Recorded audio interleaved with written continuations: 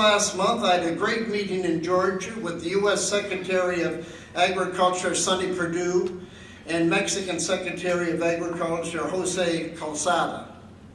The three of us came from that meeting united in our support of a strong and integrated agriculture and food sector right across North America.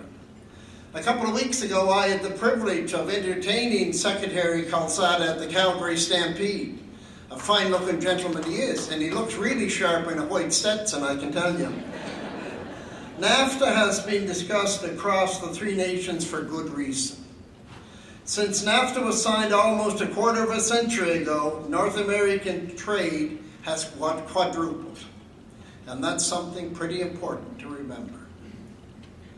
The increase in trade has created millions of good middle-class jobs, and that depends on our partnership and working together.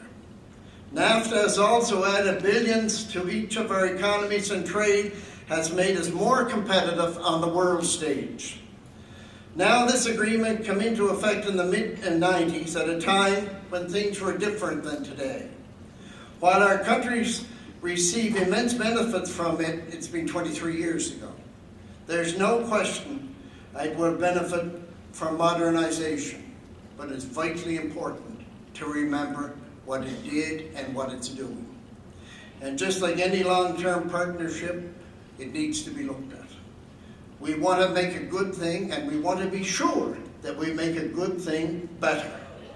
My job, your job, is clear. Make sure that we do that. At the end of the day, the agricultural sector in North America must be what it has been, a major building block of our shared economies and prosperity, and we continue to put good food on the tables of our citizens.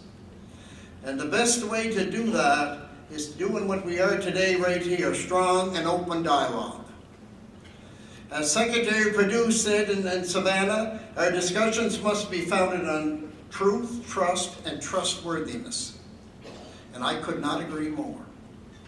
NAFTA has been such an umbrella of trust, allowing us to work together to make a strong relationship even stronger. It's a model for the world.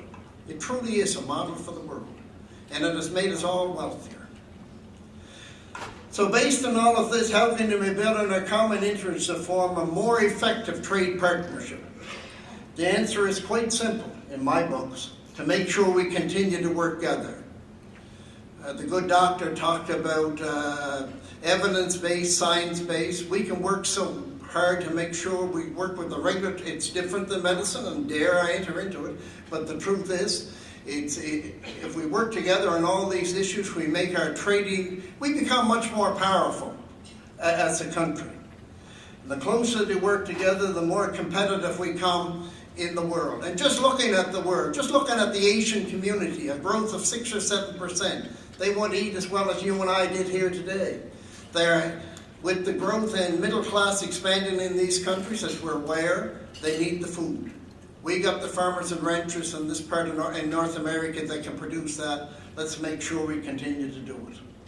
The long-standing partnership between the United States and Canada can continue to grow. We look forward to building on that partnership with the Trump administration. Prime Minister Trudeau and President Trump have both expressed a desire to strengthen that relationship. Of course, there will always be challenges. No friendship is without a little struggle from time to time. But the more we work together to address these common challenges, the stronger we will be. All of us agree that if we are to maximize the benefits of trade for our economy, trade must be based, as I said many times, on science. A science-based system is where we have to be. We need to look at innovative ways to make North America an even more agricultural market. And I think on that note, being a farmer and being appointed Minister of Agriculture and Agri-Food for Canada, I was very proud. But just looking at what takes place, and I mean we're in a much modern era today. I haven't shipped potatoes for 25 years. I pick potatoes on the ground with on my hands and knees. I grew seed potatoes for the seed potato growers in Prince Edward Island. The last potatoes we shipped, and as I said 25 years ago, what we sold never touched the human hand. And that's a quarter of a century ago. So innovation, if we wish to stay in the game, that's where we have to be. We need to continue collaborating on such areas as plant and animal welfare, crop research, climate change, regulatory cooperation, and trade of biotechnology products. We are making progress in these areas, but we have to keep the momentum. We also need to cooperate more on the regulatory side. The Canada-US Regulatory Cooperation Council is doing its job. We're working together on plant and animal health, meat inspection, certification, and food safety. We also have an agricultural working group which is doing great work supporting and building the vital work of the RCC. By cutting red tape, we can cut costs, improve efficiency for our sectors across North America, become more competitive globally, and in the end, which I know is my job, is to put more money in the pockets of farmers. Looking down the road, we need to continue to focus on issues such as low-level presence of genetically modified organisms in bulk shipments of crops. It is important for North American countries to show strong leadership on low-level presence. It is critical for trade, and it's critical for food security. There is a lot we agree on, and we continue to work together in the best interests of our farmers and food processors around North America. Looking ahead, the prospect for agriculture is very bright, as I indicated previously. The world demand for food is growing. There is no question that our nations can meet that challenge with our high-quality food and world-class producers. There is a tremendous opportunity for us to work together on the world stage and to show the world the benefits of an open trade relationship to create jobs and grow the economy in all sectors. Getting there will take a lot of hard work at all levels, from the White House to Parliament Hill and provincial and territorial and state legislatures right across the continent. Our network of consulates across the U.S. is a great resource to help us strengthen our ties.